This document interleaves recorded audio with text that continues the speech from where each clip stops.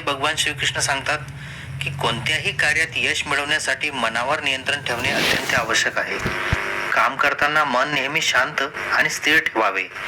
राग बुद्धीचा नाश करतो आणि त्यामुळे केलेले कामही बिघडते. म्हणून मन शांत ठेवण्याचा प्रयत्न करावा. श्रीमद भगवद्गीतेनुसार कोणतेही कार्य फळाच्या अपेक्षेशिवाय करावे. जर कोणत्याही कामात यश मिळवायचे असेल तर केवळ आपल्या कर्मावर लक्ष केंद्रित करावे. मनातील इतर विचार तुम्हाला तुमच्या ध्येयापासून दूर नेऊ शकतात. गीतेनुसार माणसाने आपल्या कर्मावर कधीही शंका घेऊ नये. असे केल्याने तो स्वतःचाच नाश करतो. म्हणून यश हवे असेल तर जे काम कराल ते पूर्ण श्रद्धेने आणि कोणतीही शंका न ठेवता पूर्ण करा. गीतेमध्ये भगवान श्रीकृष्ण सांगतात की माणसाने कोणत्याही गोष्टीशी अतिशय आसक्ती ठेवू नये. ही आसक्तीच माणसाच्या दुःख आणि अपयशाचे कारण ठरते. अति आसक्तीमुळे राग आणि दुःख निर्माण होते. त्यामुळे माणूस आपल्या कामावर लक्ष केंद्रित करू शकत नाही. म्हणून अति आसक्ती टाळावी. श्रीकृष्णांच्या मते कोणत्याही कार्यात यश मिळवण्यासाठी मनातील भीती दूर करणे आवश्यक आहे.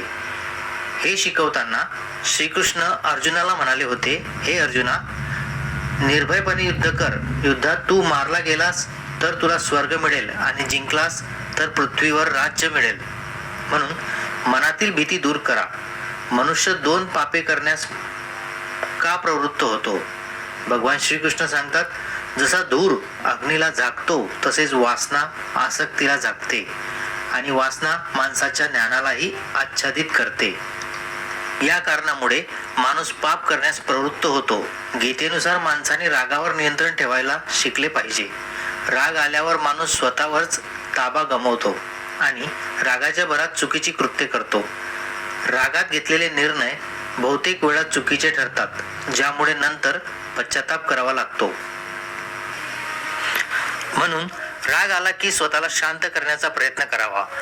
श्रीमद भगवद्गीतेनुसार प्रत्येक मानवाने आत्मपरीक्षण केले पाहिजे. आत्मज्ञानामुळेच माणसाला आपल्या गुण दोषांची ओळख होते. आत्मचिंतनामुळे काय योग्य आणि काय अयोग्य हे ठरवणे सोपे होते. म्हणून काही काळ एकांतात राहून आत्मपरीक्षण करावे. श्रीकृष्णांच्या मते माणसाने स्वतःचे मूल्यमापन करणे अत्यंत आवश्यक आहे. जोपर्यंत तुम्ही स्वतःला समजून घेत नाही तोपर्यंत स्वतःबाबत कोणताही निर्णय आत्मविश्वासाने घेऊ शकणार नाही. जेव्हा माणूस आपल्या गुण दोषांची जाणीव ठेवतो तेव्हा तो आपले व्यक्तिमत्व योग्य प्रकारे घडवू शकतो. गीतेनुसार प्रत्येक व्यक्तीने आपल्या मनावर नियंत्रण ठेवले पाहिजे. मन अतिशय चंचल असते आणि तेच आपल्या दुःखांचे कारण आहे. जो मनावर नियंत्रण ठेवतो तो यशाच्या मार्गावर पुढे जातो. असा मनुष्य केवळ आपल्या कर्मावर लक्ष केंद्रित करतो आणि सहजपणे ध्येय साध्य करतो. भगवान श्रीकृष्णांच्या उपदेशानुसार माणसाला आपल्या कर्मानुसार फळ मिळते. म्हणून फळाचा विचार न करता केवळ कर्मावर लक्ष केंद्रित करावे. जेव्हा अर्जुन रणांगणावर जातो तेव्हा समोर आपल्या आजोबा आणि नातेवाईकांना पाहून तो विचलित होतो. तेव्हा भगवान श्रीकृष्ण त्याला योग्य ज्ञान देतात. श्रीकृष्ण अर्जुनाला उपदेश करून म्हणतात, हे पार्था, हे युद्ध धर्म आणि अधर्म यांच्यातील आहे. म्हणून शस्त्र उचल आणि धर्माची स्थापना कर. भगवान श्रीकृष्ण धर्माच्या मार्गावर चालण्याची शिकवण देतात. माणसानेही धर्माचे पालन केले पाहिजे. गीतेमध्ये भगवान श्रीकृष्णांनी सांगितले आहे की माणसाला त्यांच्या कर्मानुसारच फळ मिळते. म्हणून माणसाने नेहमीच चांगली कर्मे करावीत. गीतेमध्ये सांगितलेल्या या सर्व गोष्टी प्रत्येकाने आपल्या जीवनात अंगीकारल्या पाहिजेत. जीवनात हे मान्य केले पाहिजे की श्रीकृष्ण सांगतात, मृत्यू हे अटल सत्य आहे. फक्त हे शरीर नश्वर आहे. आत्मा अमर आहे. आत्म्याला कोणीही कापू शकत नाही. अग्नी त्याला जाळू शकत नाही आणि पाणी त्याला भिजवू शकत नाही. जसे माणूस जुनी वस्त्रे काढून नवी वस्त्रे परिधान करतो तसेच आत्मा एक शरीर सोडून दुसऱ्या शरीरात प्रवेश करतो. भगवद्गीतेमध्ये भगवान श्रीकृष्णांनी केवळ ज्ञानच सांगितले नाही तर जीवन जगण्याची कला देखील शिकवली आहे. गीतेमध्ये भगवान श्रीकृष्ण अर्जुनाला उपदेश करतात की जो कोणी भगवद्गीतेच्या वचनांना आपल्या जीवनात स्वीकारतो तो सर्व दुःख, वासना, राग, मत्सर, लोभ आणि आसक्तीपासून मुक्त होतो. लोभ इत्यादी बंधनापासून मनुष्य मुक्त होतो. खरे सुख मनुष्याच्या आतच वास करते, पण मनुष्य ते स्त्रीमध्ये, घरामध्ये आणि बाह्य भोगांमध्ये शोधत राहतो. श्रीकृष्ण सांगतात की देवाची उपासना केवळ शरीराने नव्हे तर मनानेही करावी. मनाने केलेली उपासना प्रेमाच्या बंधनात बांधते. मनुष्याची वासना हीच त्याच्या पुनर्जन्माचे कारण ठरते. कारण इंद्रियांच्या अधीन राहिल्यामुळे मानवाच्या शरीरात विकार आणि समस्या निर्माण होतात. संयम म्हणजेच सहनशीलता, सद्गुण, स्नेह आणि सेवा हे गुण सत्संगाशिवाय प्राप्त होत नाही. श्रीकृष्ण म्हणतात की मनुष्याला वस्त्रे बदलण्याची गरज नाही तर हृदय बदलण्याची गरज आहे. ज्याने तरुणपणी अनेक पापे केली तो वृद्धापकाळात शांत झोपू शकत नाही. ज्याला देवाने संपत्ती दिली आहे त्याने गायीचे पालन करावे. जुगार, मद्यपान, व्यभिचार, हिंसा, असत्य, व्यसन आणि क्रूरता या सर्वांमध्ये कलियुग वास करतो. श्रीकृष्ण सांगतात की मनुष्याने आपल्या मनातच राहावे.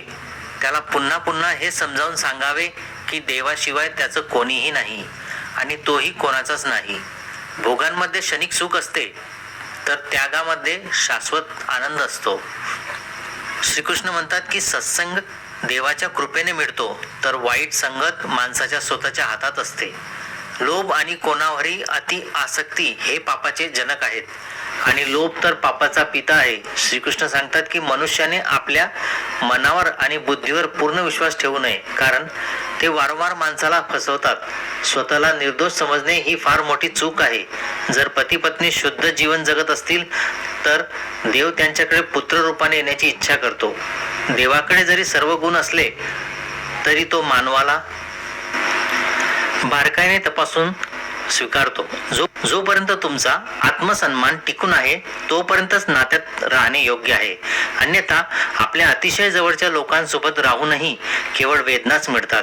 अशा परिस्थितीत जर तुम्हाला नात्यांमध्ये कोणत्याही प्रकारची अडचण येत असेल तर गीतेच्या उपदेशांच्या मदतीने तुम्ही तुमच्या नात्यांचे भविष्य बदलू शकता.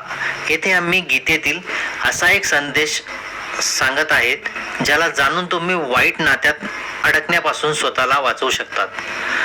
भगवान श्रीकृष्ण म्हणतात की जेव्हा एखादा ज्ञानी मनुष्य आपल्या अत्यंत प्रिय व्यक्तीला किंवा अगदी जवळच्या नात्यालाही सोडण्यास तयार होतो तेव्हा समजावे की त्याचा आत्मसन्मान दुखावला गेला आहे.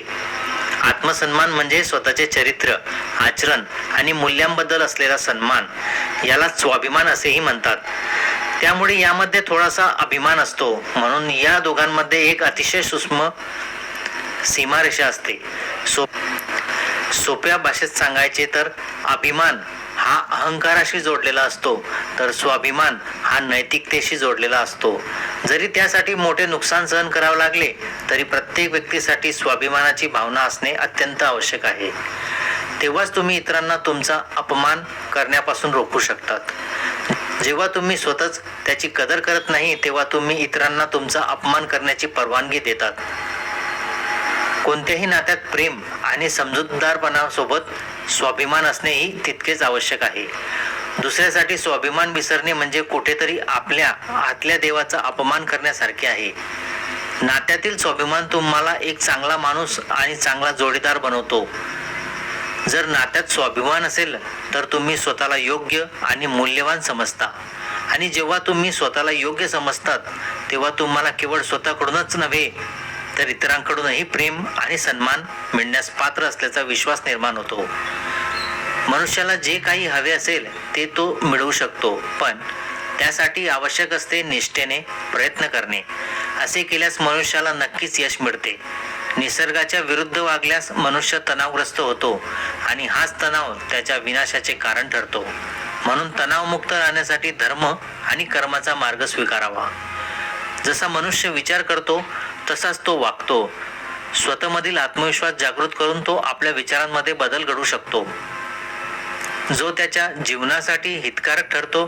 बुद्धिमान व्यक्ती आपल्या कर्मालाच सर्वोच्च प्राधान्य देतो. तो कधीही फळाचा विचार करत नाही. कोणतेही कार्य करण्याची हीच सर्वोत्तम आणि योग्य पद्धत आहे. तुम्ही तुमच्या श्रद्धेचेच प्रतिबिंब आहात. ज्याच्यावर तुम्ही विश्वास ठेवता तसेच तुम्ही बनता. जे स्वतःवर विश्वास ठेवून ध्येयाकडे जातात त्यांना निश्चितच यश मिळते.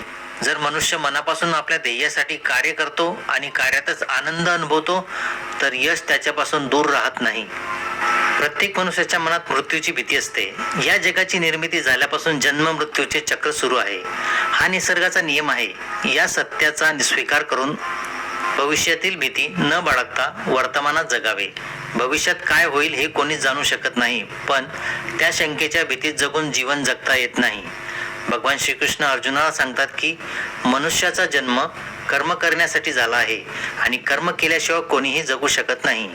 फळांची चिंता करणे निरर्थक आहे, कारण त्यामुळे मनुष्याचे मन कर्मापासून विचलित होते. एखाद्या कार्यात यश मिळाले नाही तरीही अपयश ज्ञानाचे नवे दार उघडते. जर फळाची चिंता न करता सातत्याने कर्म करत राहिलात तर आयुष्यभर यश आणि मानसिक शांती आपल्याला सोडून जात नाही. कर्माच्या फळांपासून अलिप्त राहून कार्य केल्यास आध्यात्मिक ज्ञान वाढते. जो मनुष्य नेहमी स्वार्थाने केवळ फळाच्या अपेक्षेनेच कर्म करतो तो सदैव अस्वस्थ आणि दुःखी राहतो, कारण त्याचे मन सतत या चिंतेत अडकलेले असते की त्याला काय फळ मिळेल.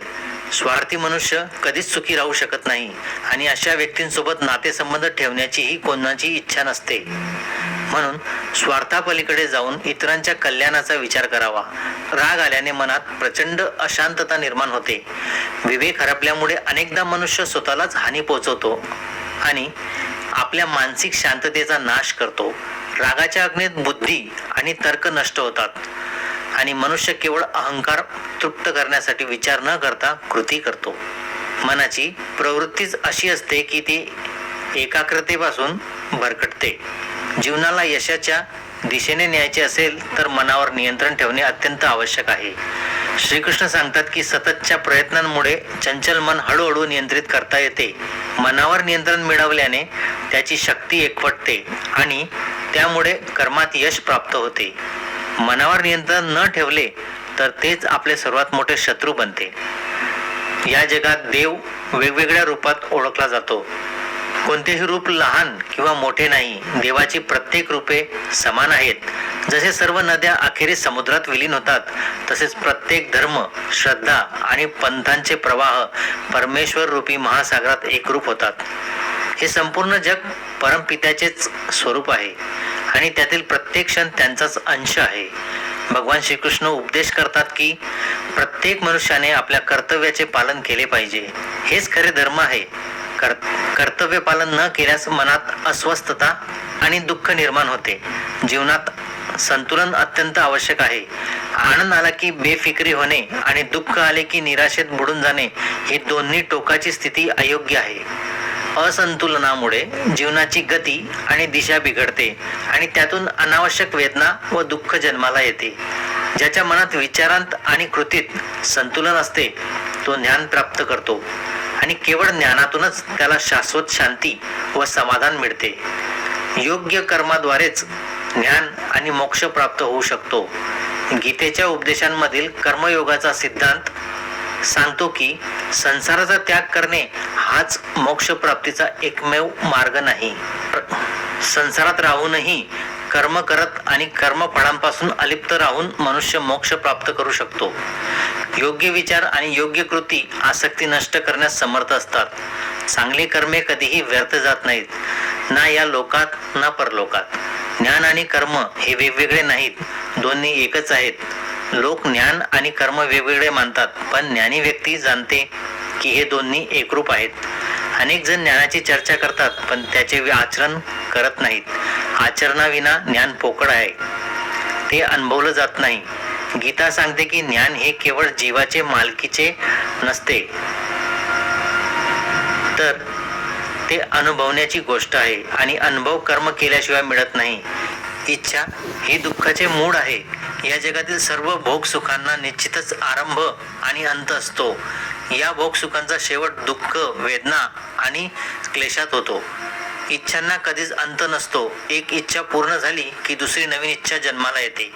प्रत्येक इच्छेच्या प्रेरणेने कर्म करणे योग्य नाही, कारण अशी कर्मे ही अयोग्य ठरतात.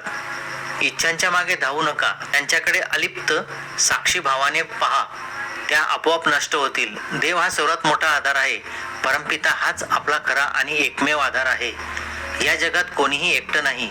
जो मनुष्य ईश्वरावर श्रद्धा ठेवून कर्ममार्गावर पुढे जातो त्याला नेहमी शांती, आनंद आणि मुक्ती मिळते. भूतकाळ आणि भविष्यकाळाची चिंता व्यर्थ आहे. वर्तमानातच सत्य आहे. जो मनुष्य पूर्ण शरणागतीने स्वतःला ईश्वराला अर्पण करतो त्याच्यावर ईश्वर निश्चितच कृपा करतो. भगवान श्रीकृष्ण सांगतात की तुला कर्म करण्याचा अधिकार आहे, पण कर्मफळांवर तुझा अधिकार नाही. म्हणजेच कर्म कर, पण त्यांच्या फळांची चिंता करू नकोस. परिणामांची काळजी करू नये. कर्मयोगामध्ये पहिली भावना हीच आहे की कर्म करणे आवश्यक आहे. श्रीकृष्ण सांगतात की आपण आपल्या दोषांपासून आणि नकारात्मकतेपासून मुक्त होऊन पुढे गेले पाहिजे, कारण आपण स्वतःच आपले मित्रही आहोत आणि शत्रूही. आपला सर्वात मोठा मित्र आपणच असू शकतो, तसेच सर्वात मोठा शत्रूही. जेव्हा आपण आपल्या आत्म्याला ओळखत नाही आणि त्याच्यापासून दूर जातो तेव्हा आपल्यातील सकारात्मक गुण प्रकट होत नाहीत आणि आपण स्वतःचेच शत्रू बनतो. पण जेव्हा आपण आत्म्याला ओळखतो, त्यांच्याशी एकरूप होतो, तेव्हा आपल्या आतल्या शत्रूला ओळखून त्यांच्यावर विजय मिळवू शकतो. कोणत्याही विषयाच्या आकर्षणापासून दूर राहा. भगवान श्रीकृष्ण संन्यासाचा मार्ग आणि निष्काम कर्मयोग या दोन्ही मार्गाची चर्चा करतात. दोन्ही मार्ग आध्यात्मिक उन्नती आणि मोक्षाकडे नेतात, पण श्रीकृष्ण निष्काम कर्मयोगालाच श्रेष्ठ मानतात. बुद्धिमान मनुष्य सुख दुःख, उष्ण शीत, मान अपमान या गोष्टींनी विचलित होत नाही आणि निर्णय घेण्यासही आपल्याला मदत होते. तुम्ही निष्काम भावनेने कर्म करा. कर्म करणे हेच तुमच्या हातात आहे. माणूस कितीही चांगला असला तरी त्याची सावली काळीच असते. मी सर्वोत्तम आहे हा आत्मविश्वास आहे. फक्त मीच सर्वोत्तम आहे हा अहंकार आहे. ज्या व्यक्तीला श्रद्धा आहे तो काहीही बनू शकतो. इच्छित गोष्टीचा सतत विचार करा. प्रेम नेहमी माफी मागायला शिकवते, तर अहंकार माफी ऐकायला आवडते. देवाने तुमच्यासाठी जो मार्ग उघडला आहे तो कोणीही बंद करू शकत नाही. माणसाचे जीवन फक्त त्याच्या कर्मावर अवलंबून असते. जशी कर्मे तसेच जीवन. एकदा माफ करा आणि चांगले राहा, पण त्याच व्यक्तीवर पुन्हा पुन्हा विश्वास ठेवून फसवणूक होऊ देऊ नका. मनाच्या सर्व क्रिया, इंद्रिये, श्वास आणि भावना यांच्यामधून देव सतत कार्यरत असतो. मी नेहमी तुमच्या सोबत आहे ही शक्ती कायम तुमच्या जवळ आहे. आयुष्यातील अर्ध्याहून अधिक दुःखे यामुळे येतात की आपण ज्या लोकांकडून अपेक्षा ठेवू नयेत त्यांच्याकडूनच अपेक्षा ठेवतो. शांतीमुळे दुःखांचा अंत होतो. शांत मनाची बुद्धी लवकर स्थिर होते आणि तो परमेश्वराशी एकरूप होतो. आपली श्रद्धा तेव्हा तपासली जाते जेव्हा आपल्याला हवे ते मिळत नाही आणि तरी सुद्धा आपण मनापासून देवाचे आभार मानतो. लोक सत्य बोलण्यास घाबरतात किंवा टाळतात, पण सत्य कधीच लपवता येत नाही आणि कधीच नष्टही होत नाही. कितीही लपवले तरी सत्य एक दिवस उघडकीस येते. सत्यावर आधारित काही करायला, बोलायला किंवा मानायला कधीही घाबरू नये. इच्छा पूर्ण न झाल्या की राग वाढतो आणि इच्छा पूर्ण झाल्या की लोभ वाढतो. म्हणून जीवनातील प्रत्येक परिस्थितीत संयम ठेवावा. धर्म फक्त मार्ग दाखवतो, पण ध्येयापर्यंत पोहोचवणारे केवळ कर्मच असतात. जो मनुष्य सर्व इच्छा त्यागतो आणि मी व माझे या भावनेतून मुक्त होतो तो खरा शांतीचा अनुभव घेतो. श्रीकृष्ण म्हणतात, जर कोणी तुम्हाला दुःखी केले असेल तर वाईट वाटून घेऊ नका. ज्या झाडाला गोड फळे लागतात त्याच झाडावर लोक दगड मारतात. स्वार्थावर आधारलेली नाती कितीही प्रयत्न केला तरी टिकत नाहीत आणि प्रेमावर उभी असलेली नाती कितीही तोडण्याचा प्रयत्न केला तरी ती तुटत नाहीत. जर एखाद्या व्यक्तीकडे शिक्षणापूर्वी संस्कार, व्यवसायापूर्वी मूल्ये आणि वागणुकीपूर्वी आई वडील व देव यांची ओळख असेल तर त्याला आयुष्यात कधीही अडचण येत नाही. परिवर्तन हा या जगाचा नियम आहे. जे काल कुणाचे होते ते आज तुमचे आहे आणि उद्या ते कुणा दुसऱ्याचे होईल. विषयांचा विचार केला की त्यांच्याशी आसक्ती निर्माण होते. आसक्तीपासून इच्छा जन्माला येते आणि इच्छेतून राग उत्पन्न होतो. रागामुळे भ्रम आणि विवेक शून्यता येते. जे काही झाले आहे ते चांगल्यासाठीच झाले आहे. जे होत आहे तेही चांगल्यासाठीच आहे आणि जे होणार आहे तेही चांगल्यासाठीच होईल. भगवान श्रीकृष्ण म्हणतात, सर्व उपदेश आणि सर्व धर्म सोडून माझ्या शरण या, मी तुला मोक्ष देईन. नकारात्मक लोकांच्या संगतीमुळे माणूस आपल्या ध्येयापासून भरकटतो. पण आयुष्यात काहीही संपत नाही. नेहमी एक नवी सुरुवात तुमची वाट पाहत असते. इंद्रियाच्या अधीन राहिल्यामुळे मानवी जीवनात विकार आणि समस्या निर्माण होतात. सुखदुःख येणे जाणे ही हिवाळा उन्हाळ्यासारखे आहे, म्हणून त्यांना सहन करायला शिकले पाहिजे. भगवान श्रीकृष्ण म्हणतात, मी नेहमी तुमच्यासोबत आहे, तुझ्या आजूबाजूला आहे. तू काहीही करत असलास तरी जे झाले ते चांगले, जे होईल तेही चांगले. स्वतःला मला अर्पण कर आणि आपल्या कर्मावर लक्ष केंद्रित कर. श्रीकृष्ण म्हणतात, सत्संग देवाच्या कृपेने मिळतो, पण वाईट संगत ही स्वतःच्या निवडीने मिळते. कर्माचे फळ माणसाला अशाच प्रकारे मिळते, जसे शेकडो गायींमध्ये वासरू आपल्या आईला शोधून काढते. जो दुसऱ्यांना मदत करतो त्याला देव मदत करतो. जेव्हा हे जगत शाश्वत नाही, तर त्यातील कोणतीही गोष्ट कशी शाश्वत राहू शकते? मान, अपमान, नफा, तोटा, दुःख, सुख हे सर्व मनाचे खेळ आहेत. जसा पाण्याचा थेंब समुद्रात विलीन होतो, तसाच हा संपूर्ण विश्व एक आहे. ही एकरूपता ओळखा, तेव्हा तुमच्या दुःखांच्या लाटा शांत होतील. यशालाच आपला एकमेव मार्गदर्शक बनवू नका आणि अपयशालाच एकमेव गुरु बनवू नका. दोघांकडूनही शिका, कारण ते उत्क्रांतीच्या मार्गावरील टप्पे आहेत. भूतकाळ सोडा, तो आता अस्तित्वात नाही. भविष्यावर पकड ठेवू नका, ते अजून यायचे आहे. वर्तमानात पूर्णपणे जगा, कारण तोच सृष्टीचा कॅनव्हास आहे. अहंकार ही अशी सावली आहे जी आत्म्याचा प्रकाश झाकते. अंतर्मनातील तेज ओळखला तर अहंकार आपोआप दूर पळून जाईल. तर मित्रांनो, या व्हिडिओमध्ये सध्या इतकेच. मला आशा आहे की या व्हिडिओतून तुम्हाला खूप काही शिकायला मिळालं असेल. या गोष्टी जर तुमच्या मनाला भिडल्या असतील तर कृपया व्हिडिओला लाईक आणि शेअर नक्की करा आणि कमेंटमध्ये जय श्री राधे कृष्ण लिहायला विसरू नका. आणखी असेच ज्ञानवर्धक आणि प्रेरणादायक व्हिडिओ पाहण्यासाठी आमच्या भक्तिकथा मराठी या चॅनलला सबस्क्राईब करा आणि बेल आयकॉन नक्की दाबा, जेणेकरून प्रत्येक नवी वाणी सर्वात आधी तुम्हालाच मिळेल. भगवान श्रीकृष्ण तुमचे जीवन सदैव आनंद, शांती आणि प्रेमाने भरून देवोत. आपली काळजी घ्या. जय श्रीकृष्ण. मला खूप जास्त टेन्शन असेल किंवा तुम्ही जास्त टेन्शन घेत असाल, सतत मनात सारखे विचार येत असतील, आज काय होईल, उद्या काय होईल, मुलांचं काय होईल, पत्नीचं काय होईल किंवा पतीचं, आई वडिलांचं किंवा घराचं स्वप्न, गाडी घ्यायची आहे, नोकरीत बऱ्याचशा गोष्टी असतात. व्यापार कसा चालेल, नोकरीत प्रमोशन कधी होईल, पगार कसा वाढेल, पैसे कुठून येतील, असे बरेचशा गोष्टी असतात, चिंता असतात, टेन्शन असतं, विचार असतं, जे आपल्या मनात सतत येत असतं. मुलांचे लग्न असेल, शिक्षण असेल किंवा अभ्यासाचं टेन्शन, नोकरीचे टेन्शन, असे बरेचशा गोष्टी असतात आपल्या मनात येत असतात आणि याने आपण चिंतित असतो. ते याच्यावर उपाय काय? तर अगदी सोपा उपाय आहे मित्रांनो. कारण टेन्शन विचार जेव्हा आपल्याला येतात तेव्हाच आपली हेल्थ, आपलं आरोग्य खराब होत असतं. आणि जेव्हा आपल्याला टेन्शन विचार येणार नाही तेव्हा आपण बिंदास्त राहू, हसत खेळत राहू. कारण उद्या काय होणार आहे हे कोणाला माहित नाही. म्हणून याच्यासाठी एक उपाय आहे. शांत जागेवर एकट्यामध्ये बसा, स्वामींचे नाव घ्या, डोळे बंद करा आणि स्वामींना बघण्याचा प्रयत्न करा. डोळे बंद करून काही दिवसात टेन्शन कमी होईल. मित्रांनो, तुम्हाला खूप जास्त टेन्शन असेल किंवा तुम्ही जास्त टेन्शन घेत असाल, सतत मनात सारखे विचार येत असतील, आज काय होईल, उद्या काय होईल, मुलांचं काय होईल, पत्नीचं काय होईल किंवा पतीचं, आई वडिलांचं किंवा घराचं स्वप्न, गाडी घ्यायची आहे, नोकरीत बऱ्याचशा गोष्टी असतात. व्यापार कसा चालेल, नोकरीत प्रमोशन कधी होईल, पगार कसा वाढेल, पैसे कुठून येतील, असे बरेचशा गोष्टी असतात, चिंता असतात, टेन्शन असतं, विचार असतं, जे आपल्या मनात सतत येत असतं. मुलांचे लग्न असेल, शिक्षण असेल किंवा अभ्यासाचे टेन्शन, नोकरीचे टेन्शन, असे बरेचशा गोष्टी असतात आपल्या मनात येत असतात आणि याने आपण चिंतित असतो. ते याच्यावर उपाय काय? तर अगदी सोपा उपाय आहे मित्रांनो. कारण टेन्शन विचार जेव्हा आपल्याला येतात तेव्हाच आपली हेल्थ, आपलं आरोग्य खराब होत असतं. आणि जेव्हा आपल्याला टेन्शन विचार येणार नाही तेव्हा आपण बिंदास्त राहू, हसत खेळत राहू. कारण उद्या